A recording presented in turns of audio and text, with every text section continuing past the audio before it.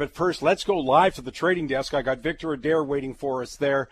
Vic, we were talking earlier on today about, again, record low in the 10-year bond for Canada, record low when you look at what's gone on in the States for their 10-year, record low in the Netherlands for their 10-year. Boy, the list goes on. I mean, and that just fuels more action in the bond rally prices. Yeah, we've had a tremendous rally in bonds. Now, this rally, by the way, began back in 1981 when Paul Volcker put interest rates up to the moon.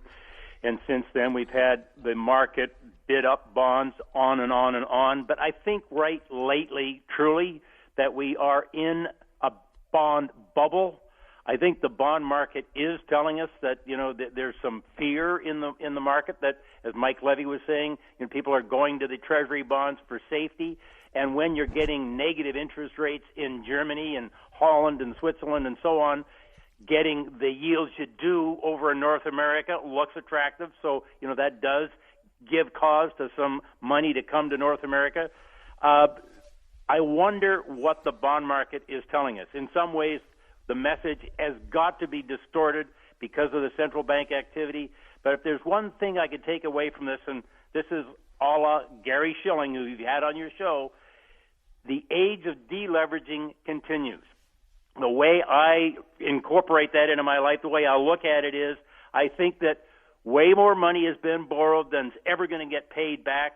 The world is awash in an oversupply of commodities, and it's also awash in an oversupply of non-performing loans.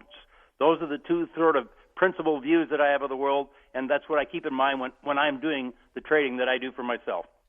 I was mentioning earlier that they should go to Michael Campbell's Money Talks or Money Talks tweet to keep abreast of what's going on in the banking system in Europe, because I'm not seeing it. It should be front page story. It's not even close. It's not even A16, as Don Cox wants to talk about. I think it's in the sports section in the scorecard or something.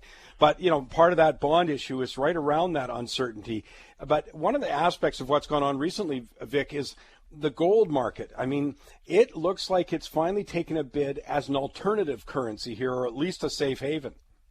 I think it would be safe to say that buyers have stampeded into the gold market in the first 5 months of this year. Okay, I mean, here's some of the rough numbers. The open interest in the COMEX gold futures market is at an all-time high. There has been buying there the equivalent of $43 billion worth of gold since the mid-turn of the year. Over in the ETF space, we've got another 20-odd billion. We're looking at well north of $60 billion worth of money has come into the gold market just in the past 5 months. Yeah, to me, I think the market's probably a little ahead of itself, but when you get the gold market doing this, at the same time the bond market's doing what it's doing, it's telling you that people are worried around the world, and they're voting with their feet. They're putting money into zero-coupon bonds, and they're going into the gold market. And I'm proud of the fact that on Money Talks, we've been absolutely chronicling that. I'm sure your account's been doing well because you said, hey, I'm short the Canadian. I'm long the U.S. dollar. I'm short crude oil. You got to spend the rest of the weekend smiling. Well, that's been my core position, and I'll trade around that. And, that's, as you say, that's what I've been doing, and I'm going to continue to do that. Good stuff as always, Vic. Go out and have a terrific weekend. Thanks, Mike.